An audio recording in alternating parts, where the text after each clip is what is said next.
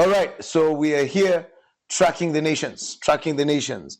The UN just voted the transatlantic slave trade as the worst crime against humanity in human history. Let our vote on this resolution restore their dignity and humanity. In favor, 123. Against, 3. Abstentions, 52. Therefore, draft resolution A/80/L48 is adopted.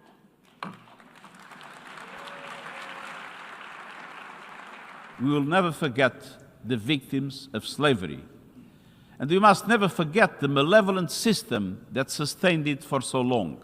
I welcome the steps some countries are taking to apologize for their role in the evil of slavery and to join an honest dialogue about its lasting consequences. Obviously, this is a resolution that was pushed by Ghana. Shout out to Ghana, Zambia's new cousin. And 123 countries voted yes, 3 countries voted no, and 52 countries chose to abstain.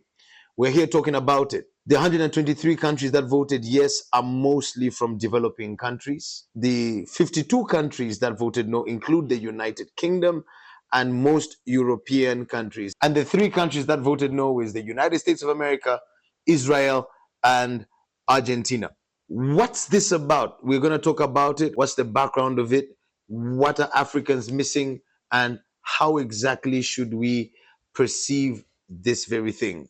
Let's talk about it. One thing this vote has shown is that the Europeans and the Americans are not ready to acknowledge the wrongs that were done. They're not ready to acknowledge it. Now, are we going to sit on them until they acknowledge it? Or can we put ourselves in a position where we say, let's forget about the oppressor and rebuild? Obviously, the countries that voted against and abstained are countries that genuinely benefited from the transatlantic slave trade. A lot of these economies are standing today because of slave trade. A lot of their companies that are strong today because they stand on the foundation of slaves. And that is why they are running away from the truth. And that truth must continuously be called out. The fact that the only reason everyone is running away from this is because these nations are strong today, rich today, wealthy today, not because of their own ingenuity, but because they are standing on the foundation of slave trade and colonization. One of the questions that we need to ask Africans in the world, one of the questions we need to ask is, say it is the most tragic thing to ever happen to Africans. Why should we continue to dwell on it? Why should we continue to ask for reparations from people that are not willing to give it? Is it possible for Africa to rebuild Africa without getting the oppressors to acknowledge their oppression? Do we really need to be the victim countless times and forever as Africans and Black people around the world? Or can we pick ourselves up and say, fine, this is where we are. We hate what happened. We are angry at what happened.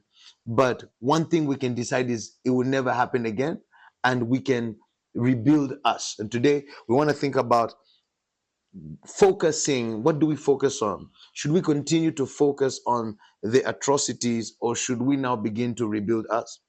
What about other atrocities like the trans-Sahara slave trade, the Arab slave trade, which some may argue was far worse than the transatlantic slave trade? What should Africans do instead? I believe our focus must be on the following issues rather than chasing after an oppressor who does not have the heart to acknowledge his wrongdoings. Number 1, Africans must focus on intra-Africa trade. I believe that Africans have cried the song of sorrow for too long. Africans and African people all around the world have been the victim for too long. Can we now begin to build systems? If Singapore did it, if China did it, I believe if India did it, I believe Africa can do it. But we need more intra-African trade. We need to trade amongst ourselves. We need more industry in Africa. African countries must begin to produce more things rather than import everything from China. We must begin to create more industry and export within ourselves. Begin to create markets for Nigerian goods in Zambia and Zambian goods in Rwanda and Rwandese goods in Angola. We need to end reliance on external funding. These people, as long as they lend, the Bible says that the borrower will serve the lender. As long as we borrow for our sustenance, as long as our national budgets are funded by the West, then the West will forever rule over us. We have to begin to say, what do we have? And we begin from what we have. There must be a generation or two that is ready. And I know people hate this, but there must be a generation or two that is ready to suffer for the sake of Africa's progress. One of the biggest issues that we have is we're so focused on being the victim that we want to eat now. But we are never going to build a nation on pity. We're never going to build a continent, a people on self-pity and soliciting pity from everybody else in the world.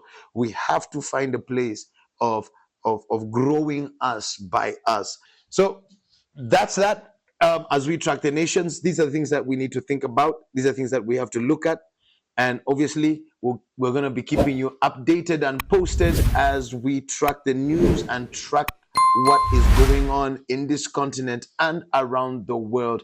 It has been Pemba Piri. Always a pleasure to have you. Bless.